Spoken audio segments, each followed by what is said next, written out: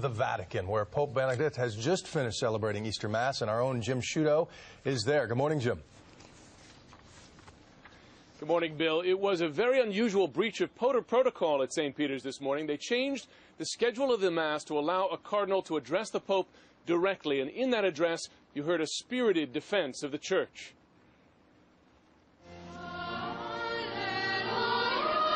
As the Vatican celebrated Easter this morning, worshippers filled St. Peter's Square, despite the rain and lingering questions about the Church's handling of abuse. Del primo vescovo di Roma. In an unusual address directly to the Pope during Easter Mass, Cardinal Angelo Sodano told him, "Holy Father, the people of God are with you and will not let themselves be influenced by the petty gossip of the moment." He added, "The Church is with you," to the cheers of the crowd. A newly released deposition shows Cardinal William Leveda, now head of the Vatican office overseeing abuse cases, defended restoring an accused priest to duty without warning parishioners when Leveda was Archbishop in Oregon. Other newly released documents show that when he was a cardinal, Pope Benedict waited several years to defrock an accused Arizona priest. Responding to the Arizona case, the Vatican called the account, quote, misleading, saying the Church followed proper procedures and noting it did eventually remove the priest.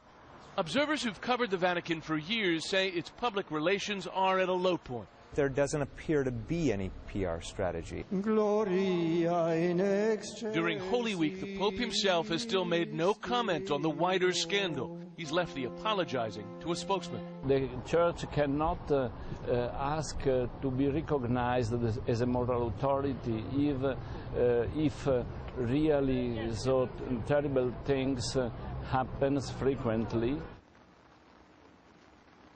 In his homily this morning, the Pope did say that Easter doesn't work magic and that the Church should expect to face both joy and anguish this year, but certainly not the direct reference, the direct apology for the scandal, Bill, that many were hoping for. Okay, Jim Sciutto from the Vatican this morning, and let's now get some perspective from American clergy. Joining us live from Washington, Father Thomas Reese, Senior Fellow at Georgetown University. Happy Easter to you, Father. Thanks for joining us. Happy Easter to you. If U.S. history is any judge, this is not going to blow over in Europe. The more this is in the news, the more people feel emboldened to come forward there. So how would you assess how things are being handled by the Vatican? Well, I wish that the European bishops and the Vatican would learn more from the experience of what we went through here in the United States. Clearly, there's going to be more cases coming forward with all this publicity and news.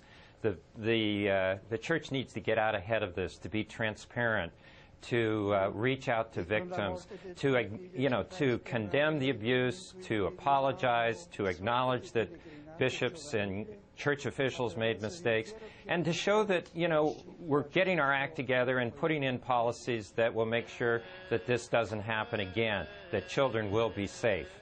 Well, we heard in Jim's piece there, one bishop referring to all of this as petty gossip. It's easy to criticize that point of view, but at what point is it reasonable to judge the Pope himself, his judgment in this case?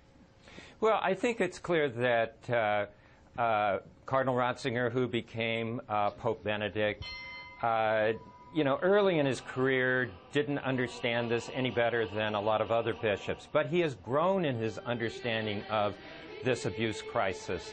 And in fact, he got it better and quicker than anybody else in the Vatican, including Pope John Paul II. So I think that now what he needs to do is to continue what he did when he came to the United States, acknowledge the abuse, acknowledge that bishops made mistakes, apologize, and make sure that we have zero tolerance for abuse in the Church anywhere in the world today. When you lead Mass later this morning, what will you tell the faithful in your congregation about this? Well, the gospel that we're going to be using at church today is the story of the two people who left Jerusalem discouraged after the death of Jesus and went to Emmaus. And Jesus came and was with them and explained the scriptures to them.